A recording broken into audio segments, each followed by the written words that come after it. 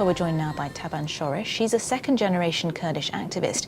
Her family was forced to leave Kurdistan under former Iraqi President Saddam Hussein when she was just a child. And after many years here in the UK, she recently returned to Kurdistan, where she's been organising and delivering aid drops onto Mount Sinjar through the charity that she works for, the Rwanga Foundation. Thanks very much indeed for joining us here on Arise News, Taban.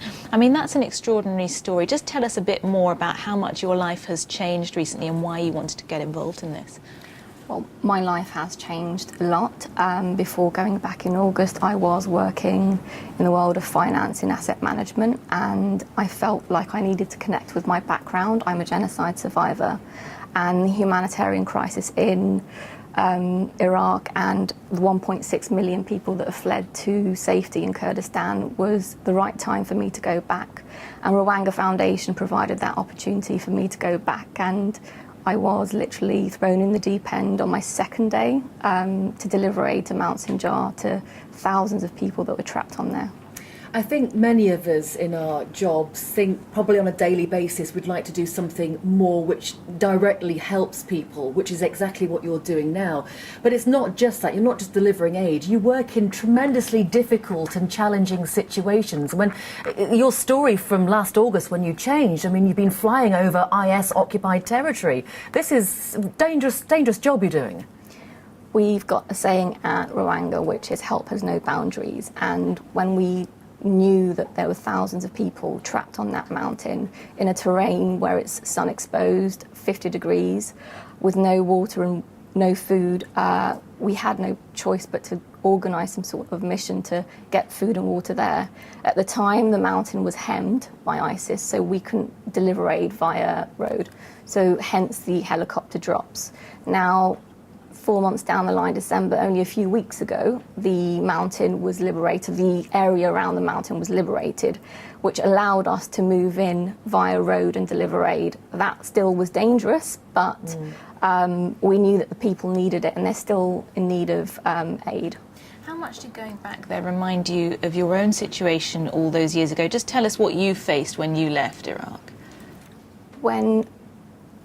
As a genocide survivor, I faced the brutal reality of near death with Saddam Hussein's regime, and going back there in summer, that helicopter ride was it took me back to my childhood completely, because when I saw people scramble onto that helicopter for life, you could see in their eyes that all they wanted was to live, and that desperation of wanting to live reminded me of my childhood. And so that there have been many instances. For example, over the past couple of months, we've interviewed lots of families. I've interviewed lots of Yazidi women, and hearing all the stories of what they've been through have been a complete reflection of what I've kind of gone through as a child, and it has taken me back, which makes it harder, but it also makes it very rewarding for me to be able to help them or do something with our foundation. It's clearly a very emotional thing for you to be talking about as well. I can hear it in your voice. Now, you say that it's easier now to get aid in, although it still is quite a dangerous situation. What sort of aid are you delivering then? I mean, are you delivering sort of shelter for people? And what about education and schooling for children as well? So we work across the whole of Kurdistan, and although we've done dangerous missions to deliver aid to Mount Sinjar, we are covering all other areas as well.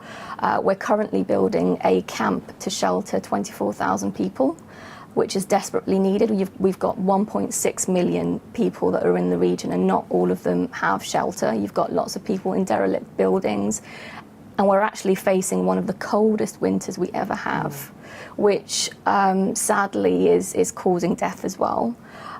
So we need to get people into shelters as quickly as possible. As well as that, we are focusing on education. We've got lots of IDPs sheltering in schools. Although we're trying to build camps fast enough to get them into camps, there are still schools which are occupied, which means that lots of students, local students, haven't gone back to school, as well as displaced children that haven't gone to school. So we're in desperate need of schools as well, and I'd say medical centres as well, to deal with the traumatic experiences that everyone's gone through. So health, schools and shelter, I would say, are the main ones that we need to focus on. When you speak to people, I mean, this is just unimaginable for us, isn't it? Their worlds have been completely changed. When you speak to people, what's the one thing that they say to you they really need more than anything?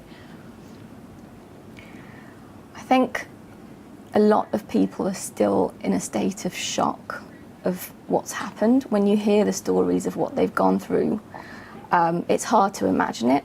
But when we went back to the mountain only 2 weeks ago, we went through some of the villages which have been completely destroyed. And so you can see the stories that they were telling you.